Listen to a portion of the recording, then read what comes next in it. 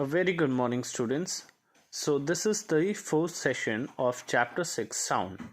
In the previous session, we have seen that sound travels in air in the form of longitudinal wave, and we have also seen some terms related to a wave. Today, we are going to see different kinds of sound. First is the audible sound. We have read that all vibration cause sound, but human ear cannot hear the sound of all frequencies. Yes, human ear generally cannot hear the sounds of different frequency. There are the range of sound that human hear, and that is from 20 hertz to 20,000 hertz. We cannot hear the sounds of frequency below 20,000 hertz and above 20,000 hertz. The range of frequency from 20 hertz to 20,000 hertz is called the audible range for the normal human ear. Okay. Now, if I'm telling you the example that the sound which human ear cannot heard is the ticking of the clock, which is near about 10 to 15 hertz. Okay, and certain sound which you can hear while walking and in a traffic that are above 20 hertz and between 20 to 20,000 hertz. So that are the audible sound. Clear? That you hear on the daily basis. Now we are seeing the ultrasonic sound. Sound of frequency higher than 20,000 hertz are called ultrasonic sound. We cannot hear ultrasonic sound. Some animals like dogs, bats, monkeys, deers, leopards, etc. can hear ultrasonic sound. Dog can hear sound of frequency up to 50,000 hertz. Bats can hear the sounds of frequency up to 1 lakh. Clear? 1 lakh hertz. Now, we are going to see the example of ultrasonic sound. This is the use of ultrasonic by bats. At night, you might have seen bats which they are flying very easily, okay, without colliding with any object or obstacle. The reason is that they produce ultrasonic sound as they fly. When this ultrasonic sound comes back after the reflection from any object or obstacle in their way, they hear it and thus they detect the presence of the object or obstacle and change their path. Clear?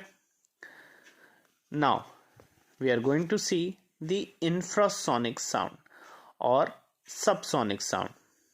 Sounds of frequency lower than 20 Hz are called infrasonic. We cannot hear the infrasonic sound. For example, the pendulum of a clock makes one vibration in 2 seconds. The frequency of sound produced due to its vibration is 0.5 Hz. It is infrasonic and hence we cannot hear it. So, this is the sound which is below 20 Hz and that is not audible to the human ear. Okay. Now let's move on to the next. Now here you can see very clearly that the frequency range of different sounds are frequency range and sounds are given. Below 20 Hz we call as infrasonic or subsonic. 20 Hz to 20,000 Hz that is audible, and above 20,000 Hz is ultrasonic. Clear? Now just move on to the next topic, and that is the characteristics of sound.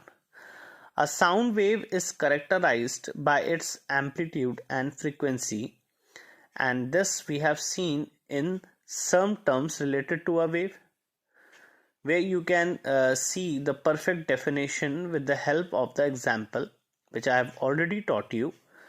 Depending upon the amplitude and frequency of the sound wave, we have the following two characteristics of sound. First is loudness and the second is pitch. Let us see what is loudness. The loudness of a sound depends on the amplitude of vibration of the vibrating body producing the sound. Greater the amplitude of vibration, louder is the sound produced. See, as you can see in figure 6.21 shows two waves A and B. 6.21 shows two waves A and then B. Okay. Amplitude A1 and A2 respectively. Now here you can see the amplitude A1 and A2 respectively. Clear? Take a look. Now let us see. The amplitude A2 of wave B is greater than the amplitude of A1 of wave A. Now here you can see what is the amplitude, the maximum displacement. So A2 is having a maximum displacement and A1 is having a less displacement. So therefore the wave B produces a louder sound than the wave A. Clear? Now, if you gently pluck the string of sitar or guitar, a soft sound is heard. But if you pluck the string hard, it moves more from its rest position. The amplitude of vibration increases and so loud sound is heard. Similarly, if you strike a drum gently, feeble sound is heard. Thus, loudness is a characteristic of sound which distinguishes a loud sound from a feeble sound. The loudness of sound also depends on the area of vibrating body. Greater the area of the vibrating body, louder is the sound produced. Clear? Now let us understand what is the pitch. The pitch of a sound depends on its frequency. That is the number of vibration produced per second by the body. Okay. A sound of higher frequency is said to have a higher pitch, while a sound of low frequency is said to have a low pitch. So again 6.2 figure is given. So two waves A and B are there, in which the wave B is of higher frequency because the distance is less. Okay, so the pitch of wave B is higher than that of A. Clear? Now, higher the pitch, shriller is the sound. But if the pitch is low, the sound is flat or grave.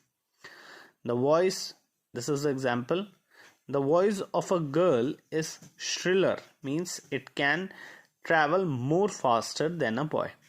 Okay, so it is shriller than that of a boy because the voice of the girl is of higher pitch and the voice of a child is shriller than that of an adult. Clear? Now here is some experiment which is given to you. Pitch is a characteristics of a sound which distinguishes a shrill sound from a flat or grave sound. Clear? Now here you can see some experiment. Okay, here you can see that A shows a test tube with a little water in it, and if you blow air in the tube by placing your lip on the mouth of the test tube, you will hear a flat sound. Okay, a sound of low pitch. If you place your lip on the mouth, okay, now add more and more water in the test tube as shown in figure 6.23 B, C and D, so that the length of the vibrating air column above the water level decrease. So you will notice that the sound produces becomes more and more shrill. Clear? So this is the perfect example of the pitch. Okay. Now let's move on to our next. Now, our next topic is speed of sound. We have read that the sound can travel in vacuum and it can travel only in a medium, whether solid, liquid, or gas. It cannot travel in vacuum and it can travel in solid, liquid, and gas. Okay, this we have already seen. Okay, in the video you can get it from there. This is the formula of speed of sound. V is equals to distance upon time, or we can write as d upon t. Unit is meter second minus 1 or meter per second. Clear? So this topic I have already explained in the previous session, so you can watch it from there. Now the important part, that medium is given and speed of sound. So solid like iron or steel, the speed of sound is 5000 meter per second. In liquid 1500 meter per second, and in gas 330 meter per second. Okay, now the next topic is the first see the note. In this note, the speed of light in air is 3 into 10 to the power 8 meter per second, while that of a sound is nearly 330 meter per second. This is why during thunderstorm the lightning is seen first, then a light later. The sound of thunder is heard. Light takes a negligible time to reach you, while sound takes some time to reach you.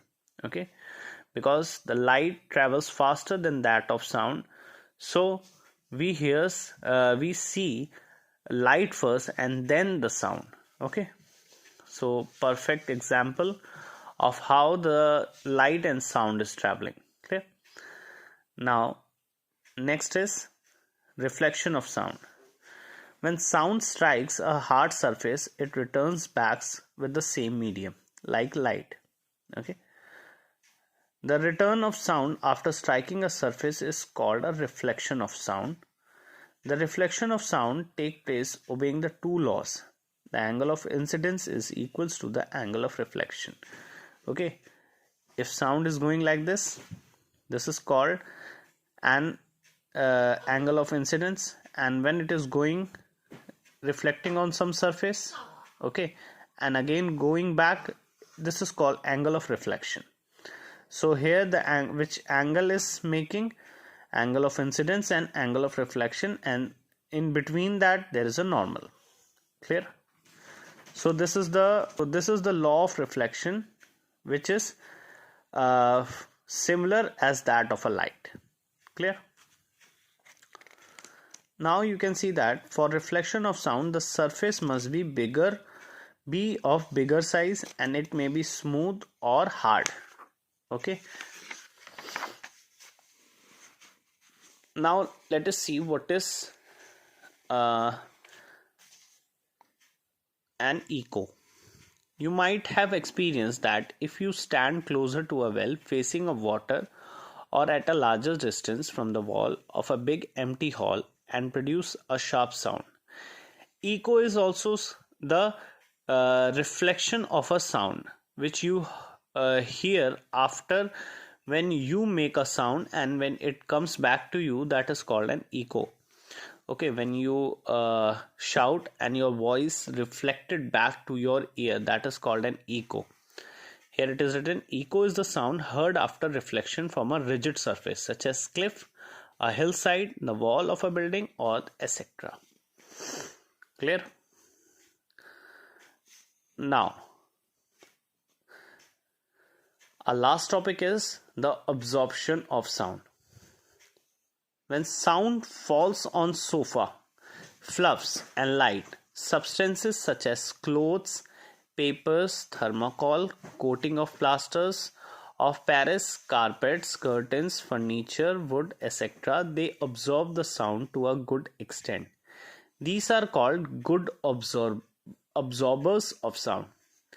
A soundproof box means an enclosure such as theater, auditorium. When you go in a theater, you might have seen at the wall there is a black cloth, and you can hear that sound very clearly. And outside, when you go outside of that hall, you cannot hear a sound, because of that close the sound absorbs. And the surface, that how the theater is made up of, and so that on that which clothes is being hand, so that clothes actually absorb the sound. That is the reason that a person standing outside of the theater cannot hear too much than that of a person which is sitting inside a theater. Clear? A soundproof box means an enclosure, such as theater, auditorium, which does not allow the internal sound to come out. Okay, as I was telling you, means the it does not allow the internal sound to come outside and the external sound to enter in. In order to design such a box, we take the following measure. The roof of the enclosure must be covered by a plaster of Paris. After putting the sheets of thermocol, this is how the theater is being made of. Okay, the walls of the enclosure should be covered by wooden strips. The floor must be laid down by a thick carpets. The machine part of all the electrical equipment such as fan, air condition must be placed outside the enclosure, and thick curtains should be used to cover the doors and keep them closed. Thick stripping must be used to cover the opening of doors and windows. A soundproof box can be designed by the following activity. So this is it. Here are some numericals which is given based on the formulas. Okay, so this is it. We have finished with chapter 6. Okay, I will provide you some assignment. Try to do it. If you are not understanding, okay, then ask me. So thank you, and now we will meet in the next session with chapter 7, electricity. Thank you.